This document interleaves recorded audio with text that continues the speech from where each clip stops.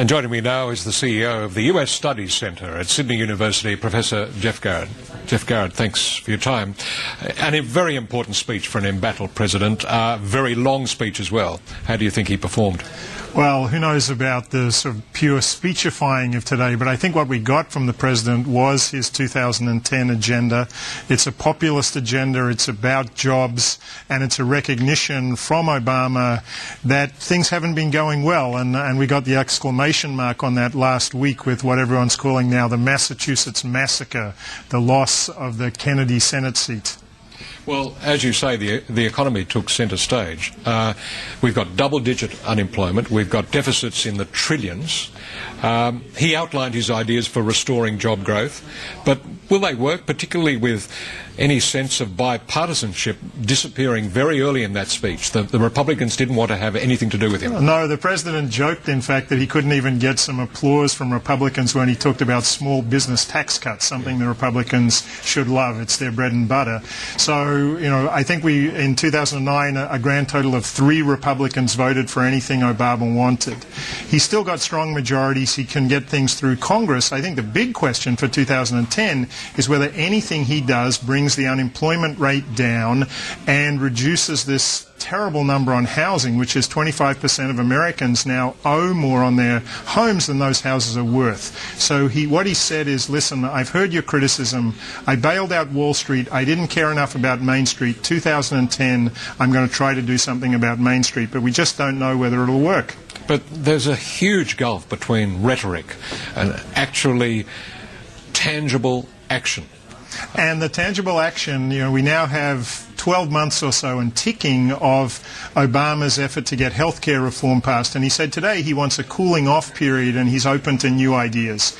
Other things that Australians care about, like global trade deal or a cap and trade emissions trading deal for climate change, those are going to be even harder. So I think it'd be a bit optimistic at the moment to expect big legislative output from Obama this year. I think he'll go for symbolic stuff and hope against hope that the job numbers improve. But can he deliver even on that symbolic stuff, as you say? He can deliver symbolically. I mean, there's still a lot of power in the executive office, so we heard today that even though Congress won't support a bipartisan commission on deficit reduction, Obama said, I'm going to do it out of the executive office. So that's symbolic politics. But he doesn't need symbolism at this point. He needs tangible stuff. He needs jobs. He needs improvement in the housing sector. And unfortunately, all the consensus forecasts say that double-digit unemployment is going to be with the US for most of the year.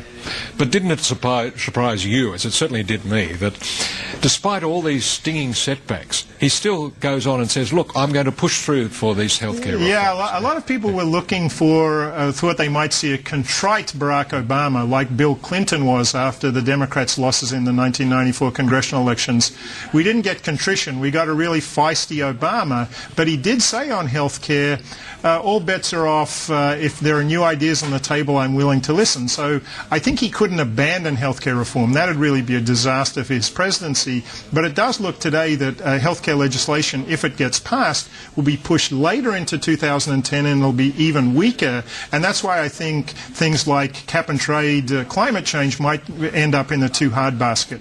We can't leave without mentioning foreign policy. Now, unlike recent State of the Union addresses, we didn't hear a great deal about defence or security. No, it was quite remarkable. In fact, what we got at the very end of the speech, as you said, and probably an overly long speech, was really just a checking off list of all of the foreign policy problems that are out there.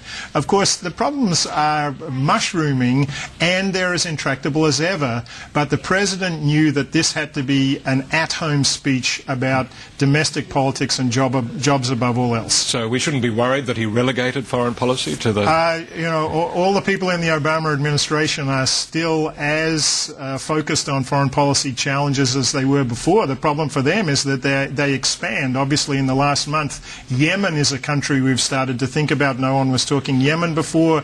There have been some terrible bomb blasts in Iraq. Everyone thought Iraq was doing better. So the foreign policy challenges just continue to grow, but I think the president reasoned correctly that he had to focus on the at-home issues today. Well, we're almost out of time, but earlier this week the president said he'd rather be a really good one-term president than a mediocre two-term president. Now, do you think those words may come back to haunt him? They might come back to haunt him, but I think it's clear what he was thinking about. He's never been a big fan of Bill Clinton, and I think Bill Clinton he might see as that mediocre two-term president who compromised his principles to stay in office. And Obama is saying, I don't want to be like that. I want to be like Ronald Reagan, somebody who stuck to his principles and ultimately won the day and had a great two-term presidency. Ronald Reagan, that's another story. That's another story, Jim. Professor Geoff Garrett, thank you very much. My pleasure.